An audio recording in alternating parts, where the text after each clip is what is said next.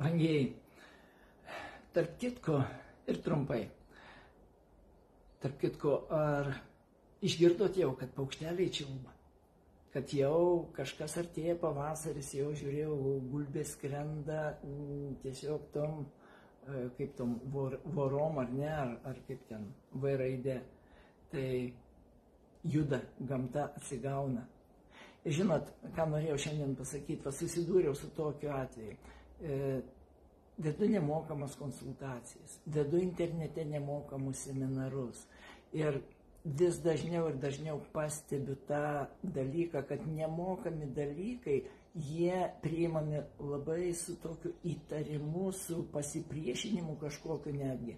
Nesakau apie visus, bet iš tikrųjų šitas dalykas yra. Matyt, kai gauna žmogus kažką nemokamai, jisai gauna proto interpretaciją. Juk nemokamai nebūna, juk sako, sūris pastuose ir tas pabrango, kaip čia gali būti nemokamai. Kažkas įtartina ir žmogus užsideda savo tokį, tiksliau protas jam uždeda tokį šabloną, kad jeigu nemokama, reiškia bevertis dalykas.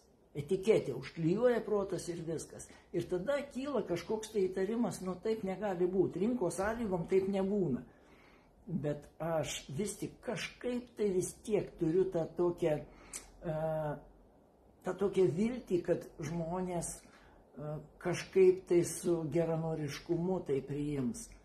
Nes va tokia situacija, kad žmogus aiškinasi, jau kodėl, kada reikia užsiregistruoti į nemokamą seminarą, kodėl ten reikia adresą savo įves dar kažką, tai aš sakau paprasta, nekūrėm atskiros sistemos, tiesiog pirkimas už 0 eurų, sistema yra, tai kai perki kažką, tai adresas reikalingas pristatymui, o čia sistema jau jinai yra tokia, tai neina ten išimt tos vietos. Tai tiesiog ir žmonės vis tiek, tai kodėl nepatobulinat sistemos? Aš taip galvoju, juk duodu jau už dyką visiškai, jau atiduodu save viską. Ir dar žmonės kažkuo tai nepatenkinti dar. Tai aš sakau, jeigu netinka, nepatenkinti, tai tiesiog nesiregistruok ir viskas. Tai kam? Bet tas dalykas yra, tai norėjau tiesiog paklausti jūsų, kad pasidalintumėt, ką jūs manot apie nemokamus dalykus.